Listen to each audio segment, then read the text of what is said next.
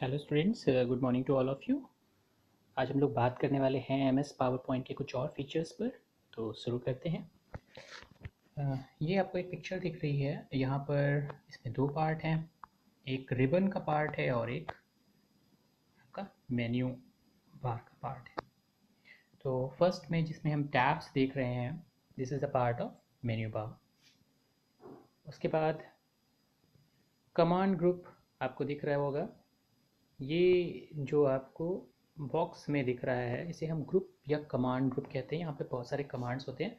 तो एक ग्रुप के अंदर बहुत सारे बटन्स, जैसे यहाँ पर आपको दिख रहा होगा 3 नंबर में, ये पैराग्राफ ग्रुप के अंदर के बहुत सारे कमांड हैं, जिनमें लेफ्ट अलाइन, राइट अलाइन और जस्टिफाई कुछ कमांड्स हैं। लॉन्चर, लॉन्चर जो नीचे आपको एक बटन दिखता है, एरो बटन, उसे हम लॉन्चर कहते हैं। तो ये चार जो आपके बेसिकली यूज होते हैं टर्म, वो यहाँ पर आपको बताए जा रहे हैं। अब आगे चलते हैं। जब आप पहला स्लाइड खोलते हैं पावर पॉइंट में, तो कुछ इस तरीके से दिखाई पड़ता है आपको। यहाँ पर एक क्लिक टू ऐड टाइटल का ऑप्शन होता है और क्लिक टू ऐड सब टाइटल जो थोड़ा फेडेड होता है। तो जो ये बड़ा सा आपको दिखाई पड़ रहा है portion, this is known as a slide. ये स्लाइड कहलाती है। प्लेस होल्डर कहलाता है, जहाँ पर हम वैल्यूज़ लिखते हैं, जिसमें कि आपका ऐड टाइटल भी आता है और ऐड सब टाइटल भी आता है। ये प्लेस होल्डर कहलाते हैं। फिर नीचे आपका नोट्स पोर्शन होता है, जो थर्ड नोट पैन जिसे हम कहते हैं। फिर हम लोग बात करते हैं कुछ और पॉइंट्स पर, जिनमें यहाँ पर एक चार्ट आपको दे रखा है 1 to 9 पॉइंट्स के लिए, और आप 1 बाई 1 देखते हैं। 1 नंबर पे जो आपको दिख रहा है वो स्टेटस बार है। सबसे नीचे वाला जो ये बार है, ये बार जो आपको स्लाइड्स के बारे में बताता है, और कुछ और ऑप्शंस यहाँ होते हैं, इन्हें हम स्टेटस बार कहते हैं। सबसे नीचे एक बार, पतली सी पट्टी, जिस पर बहुत सारे ऑप्शंस आपको दिखाई पड़ते हैं।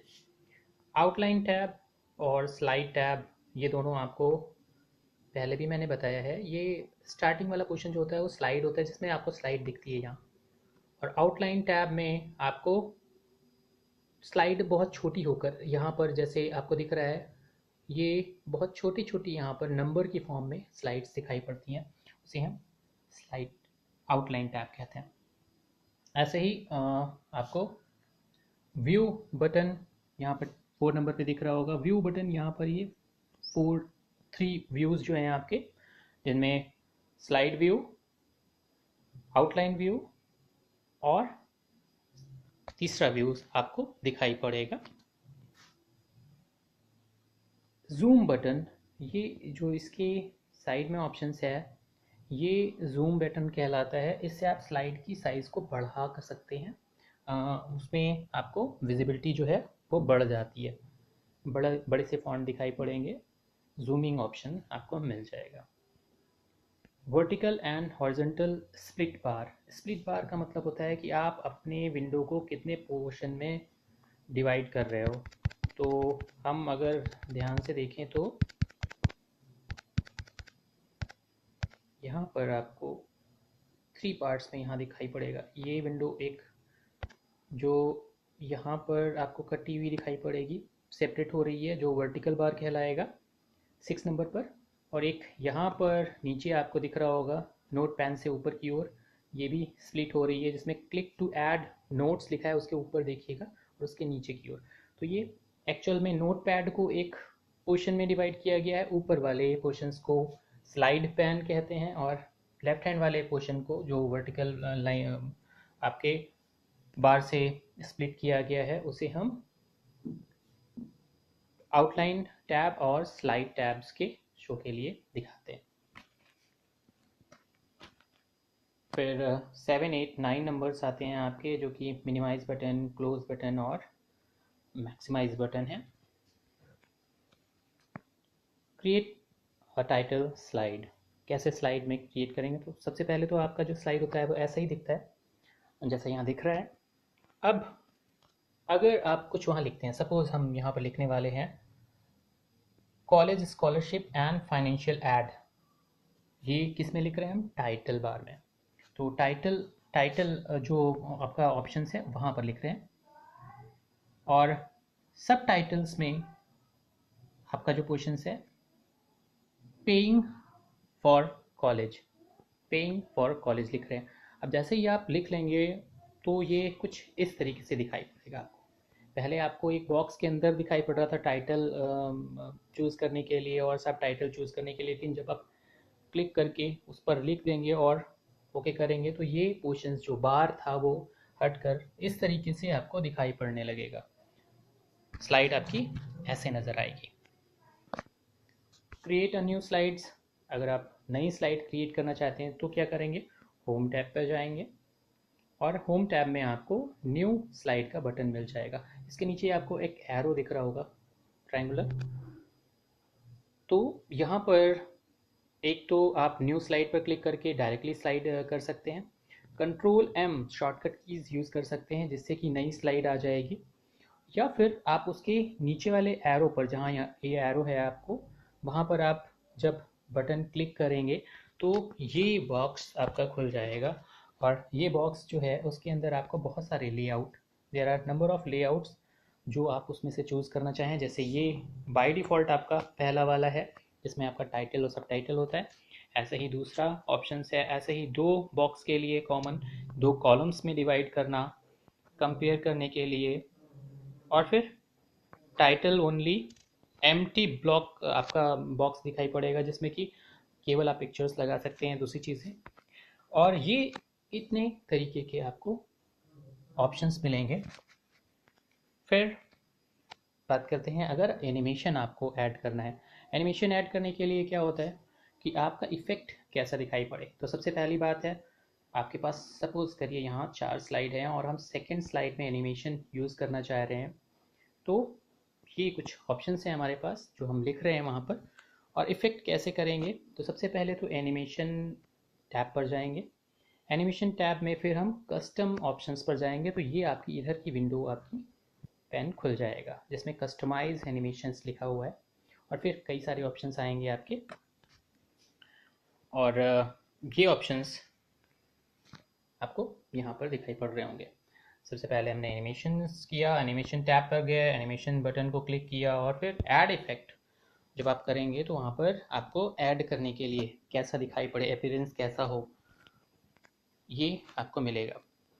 तो जब आप ऐड इफेक्ट पर क्लिक करते हैं तो यहाँ पर 3 ऑप्शंस आपको बेसिकली दिखाई पड़ते हैं, एक स्टार्ट बटन, एक डायरेक्शन और एक स्पीड।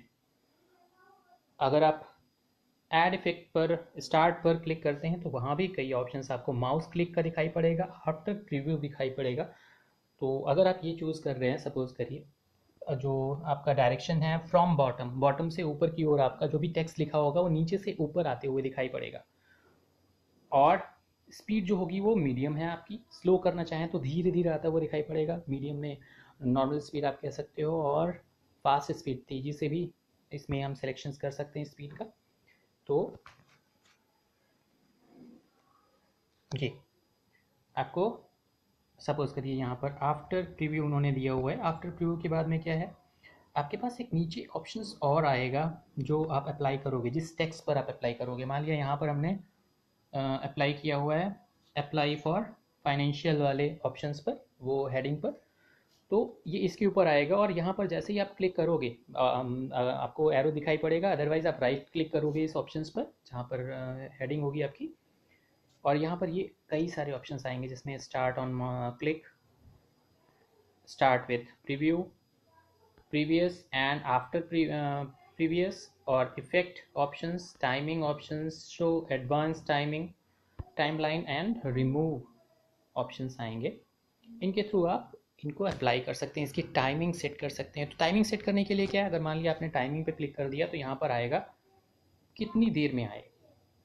0.05 का मतलब है आधे सेकेंड में, ऐसे ही 0.5 सेकेंड, और बहुत सारे ऑप्शंस हैं। रिपीट करना है कि नहीं करना है, अगर रिपीट करना है तो कितने बार रिपीट करना है वो आप यहाँ पर कर सकते हैं।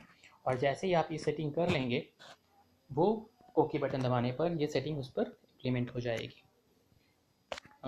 यहाँ पर उसका एक एग्जांपल दिखाया जा रहा है कि कहाँ से आप क्लिक करोगे। बॉटम वाले में भी आप सिलेक्शंस कर सकते हो, टॉप टू बॉटम आएगा, फ्रॉम बॉटम, फ्रॉम टॉप, इस तरीके से फ्रॉम लेफ्ट, फ्रॉम राइट, कई सारे ऑप्शंस आएंगे, उनमें से आप सिलेक्शंस कर सकते हो। फिर ये आपका है ट्रांजिशंस पीरियड, कैसे आप सेट करते हो। ट्रांजिशंस के लिए क्या करते हैं हम, transitions determine how your presentation move from one slide to next. एक स्लाइड के ऊपर आप ट्रांजिशन अलग लगा सकते हो, टाइमिंग अलग लगा सकते हो, दूसरे पर आप टाइमिंग अलग लगा सकते हो। तो ट्रांजिशन पीरियड मतलब उस स्लाइड को दिखाई कितनी देर वो दे और कैसी दिखाई दे, वो सारी चीज़ें आप ट्रांजिशन पीरियड में सेट कर सकते हो। तो अप्लाइड ट्रांजिशंस में आप इंडिविजुअल स्लाइड्स पर, अलग अलग स्लाइड्स पर कर सकते हो, या टू अप्लाई ऑल ऑप्शंस कर सकते हो। ऑल स्लाइड्स, सभी स्लाइड्स पर वो टाइमिंग सेट हो जाएगी। एक टाइमिंग जो सब पर सेट करना चाहते हैं, या फिर कुछ पर, तो आप एक इंडिविजुअल सेलेक्ट करके भी टाइमिंग सेट कर सकते हैं। और ये ऑप्शंस ऐसे ही आपको दिखाई पड़ेगा। तो ट्रांजिशन जो ऑप्शंस है वो ये आपको यहाँ मिलेगा। अप्लाई टू ऑल ऑप्शंस आपको दिख रहा होगा। अप्लाई टू ऑल पर एक टिक मार्क यहाँ पे बना हुआ है, अगर आप उस पर टिक कर दोगे तो अप्लाई टू ऑल हो जाएगा। क्लिक ऑप्शंस है, माउस क्लिक पर है और दूसरे ऑप्शंस हैं। और यहाँ पर एक आपको टाइमिंग दिखाई पड़ रही होगी 0000। आप इसको जब सेट करेंगे तो ये सेकेंड्स में और मिनट्स में जितनी देर आप चाहें उतनी देर यहाँ पर टाइमिंग सेट कर सकते हैं उस पर्टिकुलर स्लाइड्स की या सारी स्लाइड्स की। एडवांस स्लाइड्स, ये देखिए आप, जैसे मैंने कहा कि अगर इंडिविजुअल स्लाइड्स आप करते हो तो माउस क्लिक चेक करने के लिए कि वो स्लाइड्स कैसे वर्क कर रही है, ये आपकी प्रीव्यू को दिखा देगा। सपोज करो आपने 0007 एनिमेशंस किया है, तो ये आपको 7 सेकेंड्स के लिए या मिली सेकेंड्स के लिए, और फिर ऐसे ही 0.03 में ये 3 के लिए आपको डिफाइन करेगा। और उस स्लाइड्स पर, मान लिया ये स्लाइड नंबर 1 पर किया आप, ये स्लाइड नंबर आपने 7 पर किया या 3 पर किया, तो 3 नंबर की स्लाइड इतने सेकेंड्स के लिए वो विजिबल होगी और फिर नई स्लाइड आ जाएगी। ऐसे ही अगर आपने दूसरी स्लाइड पर 0.03 किया तो वो इतने सेकेंड्स के लिए विजिबल होगी और फिर दूसरी स्लाइड्स आ जाएगी। तो इस तरीके से आपको ट्रांजिशंस सेट करने हैं अपनी स्लाइड्स पर और इफ़ेक्ट सेट करने हैं। इफ़ेक्ट में बहुत सारे इफ़ेक्ट हैं, तो एक एक करके आप जब इम्प्लीमेंट करेंगे स्लाइड्स पर वो आपको नज़र आएंगे। Okay, have a nice day. एक और चीज़ है कि मैंने टेक्स्ट में ये चीज़ें बेसिकली प्रैक्टिकल है, तो आपको प्रैक्टिकल जब नज़र नहीं आता तो थोड़ी सी प्रॉब्लम होती है। इसके लिए मैंने एक आपको वर्ड की एक फ़ाइल मैं आपको भेज रहा हूँ, उस पर आपको प्रैक्टिकल देखना है। आप नोट सारी चीज़ें नहीं करेंगे, केवल देखेंगे, और देखने से क्या होगा कि आपको बहुत सारी चीज़ें समझ में आ जाएंगी। और जब आप प्रैक्टिकल रूम में जाएंगे या अगर आपके पास सिस्टम है तो आप उस पर उस चीज़ की प्रैक्टिस कर सकते हैं। Okay, have a nice day, thank you.